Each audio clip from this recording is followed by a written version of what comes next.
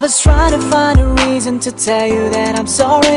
I've been lying all this while so that you was trying to find a reason to tell. तो उस समय by default wired के लिए 8 दिन के लिए लेता है। मैं दिखाऊंगा अभी कॉन्फ़िगरेशन में। क्लियर है? 8 दिन। तो लीज ड्यूरेशन मतलब समझ में आ गया। Next is scope name. जब हम लोग एक स्कोप बनाते हैं तो एक स्कोप का नाम भी देते हैं कि हमारे स्कोप का नेम क्या है। Clear? Next one is subnet mask. It's very important. Subnet mask मतलब कितनी नेटवर्क आईडी ऑन है वो डिफाइन करता है, तो हम लोग को सबनेट मास्क देना ही पड़ेगा। नेक्स्ट इज राउटर की आईपी। राउटर की आईपी को हम लोग जानते हैं एज अ डिफॉल्ट गेटवे, तो हम लोग यहां पर स्कोप में डिफॉल्ट गेटवे को भी ऐड कराते हैं। Clear? Exclusion rate. Excluded range होती क्या है जानिए। सबसे पहले जैसे कि सपोज दैट कि आपने स्कोप में दे दिया 1 से लेकर मैं 254 क्लास सी का ले लिया आपने आईपी, और आपने कह दिया 1 से लेकर 254 तक का जो आईपी है मैं लीज करना चाहता हूं,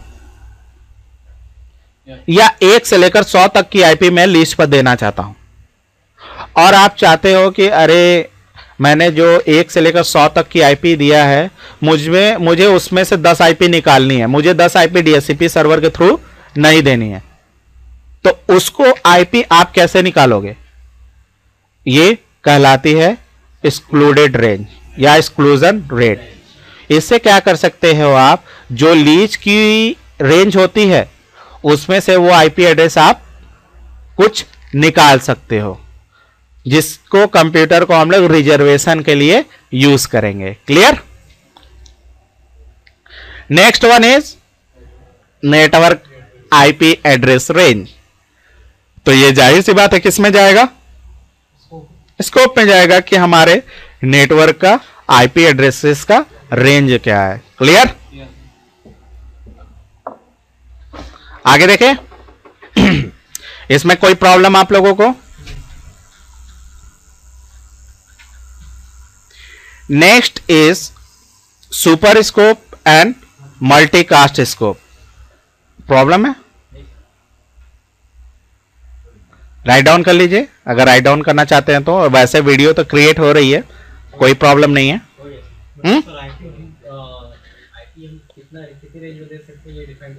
yes yes yes yes you can all the things. ये दी हुई जितनी भी चीजें हैं आप खुद मैनुअल करेंगे। क्लियर?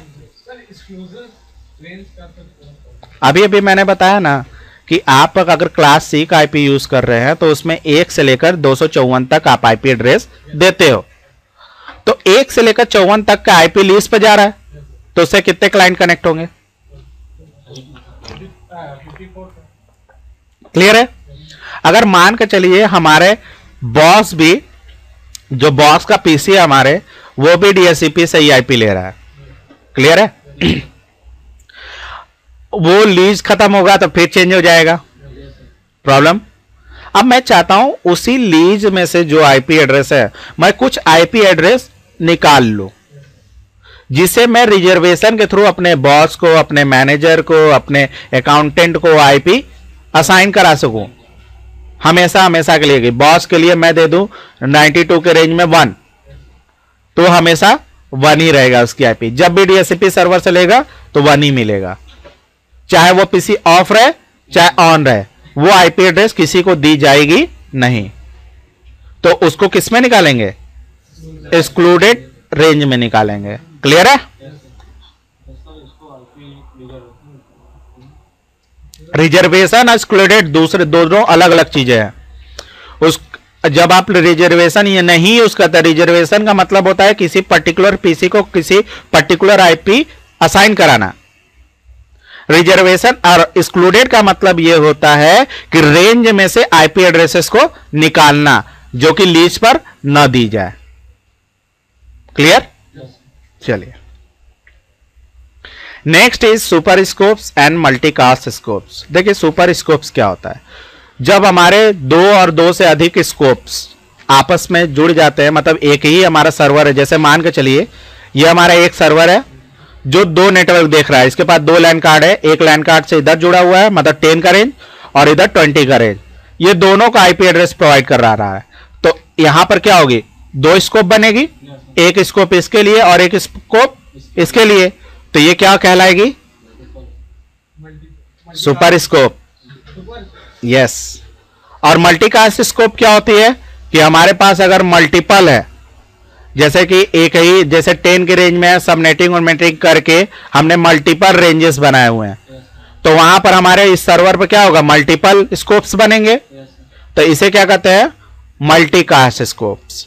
क्लियर है, जैसा कि आप लोग सिंबल में देख रहे हो, इधर देखो 2 है और इधर देखो 4 है। क्लियर है।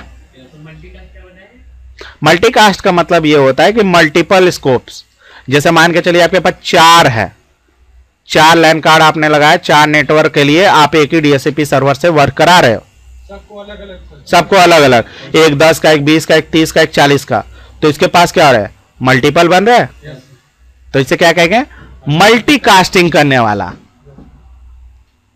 स्कोप। क्लियर है। हाँ क्लियर है।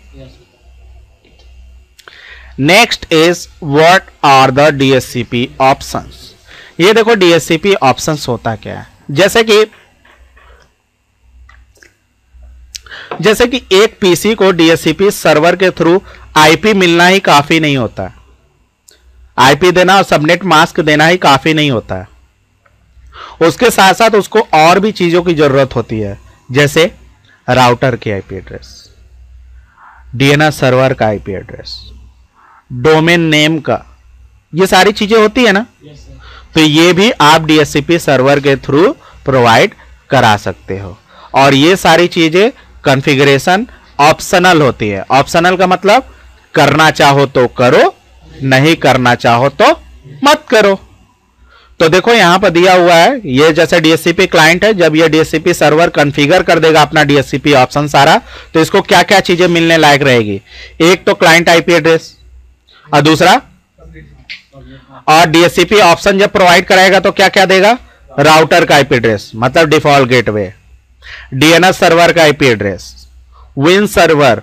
विन सर्वर देखिए हमारा क्या है, जब हमारा डीएनएस सर्वर नहीं था, डीएनएस सर्वर तो हालांकि अभी नया, मतलब कि नया क्या कह लीजिए पुराना ही है, ऐसा बात नहीं है, लेकिन जब पुराने अर्लियर वर्जन में विंडोज एनटी में जब जाते हैं तो वहां क्या होता है कि name to IP, IP to name pinging कराने के लिए, रिजॉल्विंग कराने के लिए हम लोग विन सर्वर का यूज करते थे। जब विन सर्वर को एक्सटेंड किया गया तो क्या आया, डीएनएस सर्वर। पुराने क्लाइंट के लिए, जैसे 98 के क्लाइंट है उनके लिए यूज की जाती है। डीएनएस सर्वर के थ्रू उसके एड्रेस को हम लोग रिजॉल्व नहीं कर पाते हैं, क्यों, क्योंकि वो पुराना ओएस है, तो हमारी पुरानी टेक्नोलॉजी यूज करनी पड़ेगी ना। अगर कोई पुराना कंप्यूटर है तो उसके लिए भी हम लोग अपने विन सर्वर का आईपी एड्रेस असाइन कर सकते हैं, जैसे हम लोग डीएनएस सर्वर का आईपी एड्रेस असाइन कर रहे थे। क्लियर है। और हम लोग डोमेन नेम भी, मतलब डीएनएस का डोमेन नेम होता है ना, जैसे samsung.com, jetking.com, तो वो नेम भी हम लोग प्रोवाइड करा सकते हैं एज अ डीएचसीपी ऑप्शन में। तो ये देखिए दिया हुआ, value for common configuration data that apply to the server scopes, और ये reservation and class option. Clear है, कोई प्रॉब्लम?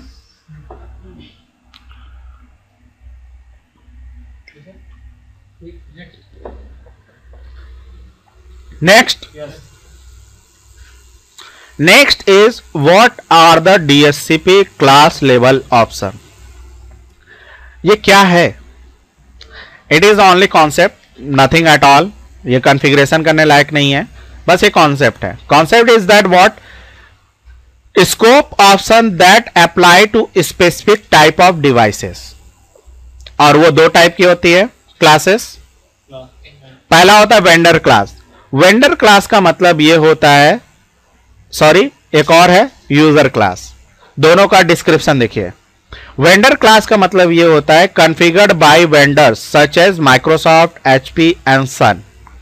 कहने का मतलब वेंडर क्लास का मतलब ये होता है कि हाई लेवल की जो कंपनियां होती है तो अपने डीएचसीपी सर्वर क्या